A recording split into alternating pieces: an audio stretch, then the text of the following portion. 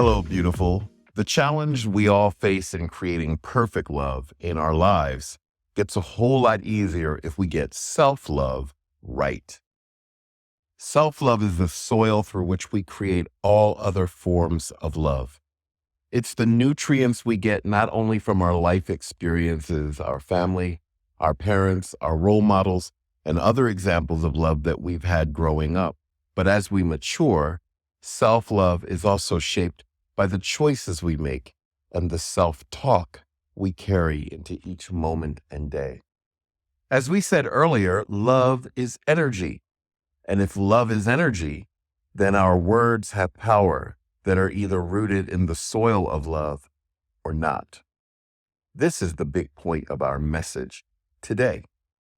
Just like we use our words to make people pay attention, to state our likes and concerns, to attract or repel forces that attempt to take hold in our lives, when we don't form a healthy sense of self-love, we can turn those same words against ourselves. The most important part of self-love that I want to explore with you today is self-talk. We have voices that are in constant dialogue within us at all times. One voice is the voice of, I love me. The other voice is the more toxic voice of, I love me not. Together, they shape our inner dialogue, even to the point of operating at times like our own personal life coach. Self-talk is one of the ways we process experiences, ideas, and beliefs in order to form a narrative about the world, about ourselves, and about our place in that world. And that's where the issue of self-love shows up. Two people growing up in the same family can hold different stories about growing up in that family.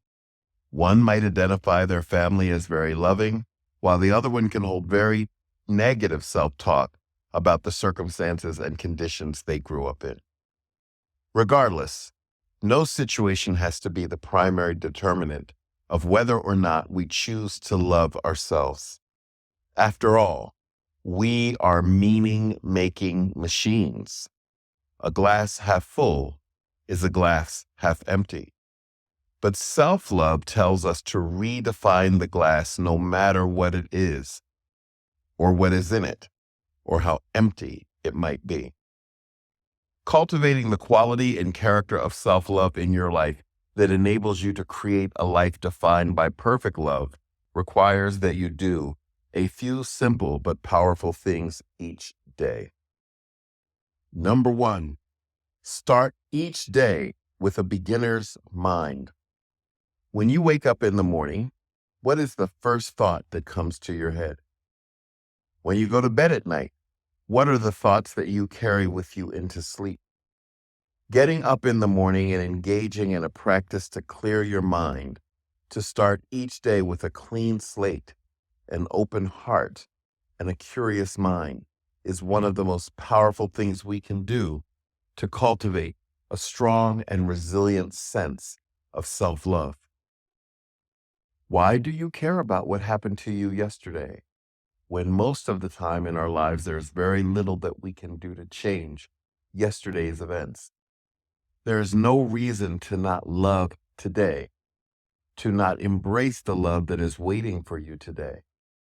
Let your self-talk call forward the love that's waiting for you tomorrow. Number two, challenge toxic self-talk.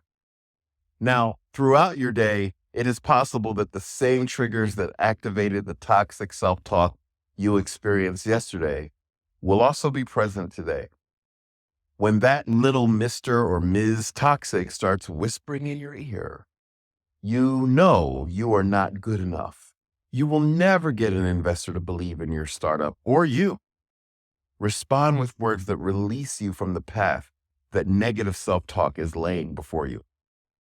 I was good enough yesterday, and I will be good enough for the right things that are coming my way.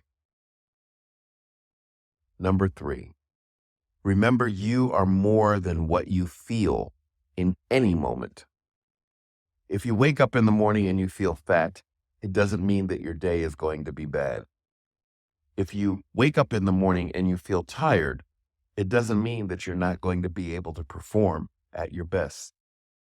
Set your day up in a way that recognizes that while you may feel challenged in some way, you can still choose to be intentional about how the rest of your day will go. Break up your routine. Do something for yourself that the little toxic voice would never expect you to do.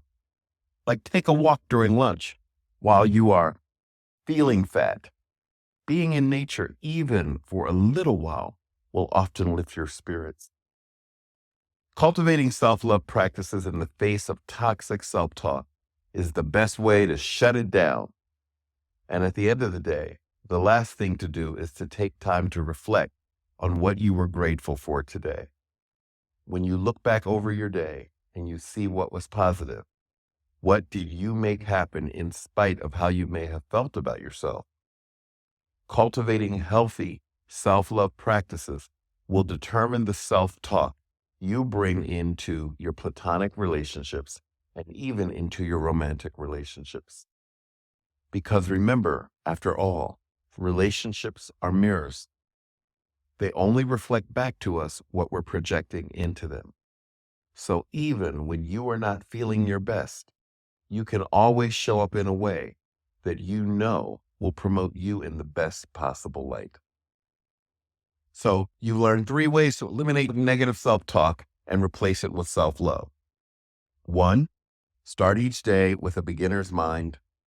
2, challenge toxic self-talk. And 3, remember you are more than what you feel in any moment.